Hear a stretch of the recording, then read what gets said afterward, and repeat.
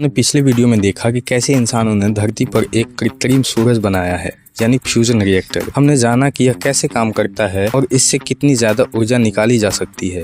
लेकिन बड़ी समस्या यह है कि यह टेक्नोलॉजी अब तक कमर्शियल रूप से सफल नहीं हुई है, क्योंकि अभी भी इसका नेट एनर्जी आउटपुट नेगेटिव है, यानी जितना ऊर्जा हम इसे चलाने के लिए देते हैं उससे ज़्यादा बिजली ये अभी भी नहीं बना पाती है। अब इस समस्या को हल करने के लिए हीलियन एनर्जी सामने आया है। हीलियन ने एक ऐसी तकनीक विकसित की है जो बेहतर फ्यूल का इस्तेमाल करता है, और सबसे बड़ी बात यह है कि यह बिना किसी टरबाइन के सीधे बिजली बना सकता है।